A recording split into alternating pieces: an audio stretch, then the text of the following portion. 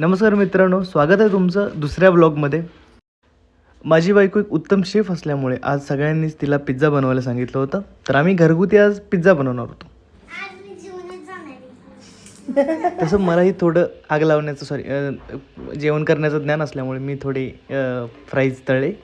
त्याच्यानंतर आम्ही थोडा पनीरला मसाला लावला. त्याच्यानंतर आमच्या बायकोचा थोडा मूड ऑफ झाला, त्यामुळे मी थोडा तिला मसाला लावला. माझी बायको तशी असतं मनातल्या मनात माझ्यासाठी गाणं म्हणत होती, लाखात एक दिसतो सुरेख नवरा माझा नवसाचा. होय का नाही काकी?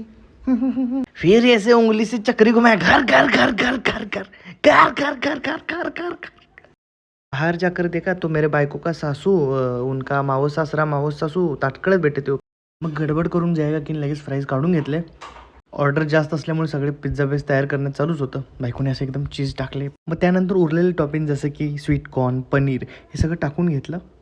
मग अजून कोणतरी आमच्या पिझ्झावर जाळण्याच्या आधी आम्ही पिझ्झाला जाळायला घेतलं. ओव्हन नवीनच होता आहेरामध्ये मिळालेला मला त्यानंतर एकदम असं सुंदर असं पिझ्झा तयार झाला होता. फ्राईजमध्ये पण पेरी पेरी मसाला टाकून तयार होता. वरून मीठ टाकलं आणि सासूबाईंना दिलं. माझ्या बायकोच्या काकांना पण दिलं.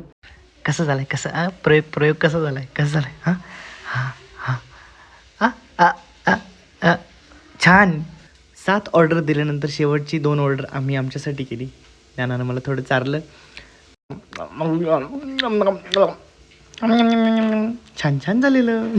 घरगुती स्वरूपात ऑर्डर स्वीकारल्या जातील. प्रोप्रा ज्ञानेश्वरी. एवढ्या सगळ्या कष्टानंतर दोघं आम्ही प्रथेप्रमाणे आईस्क्रीम खाण्यासाठी निघून गेलो.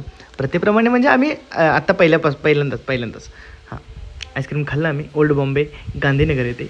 तर हा ब्लॉग आवडला असल्यास नक्की शेअर करा. धन्यवाद.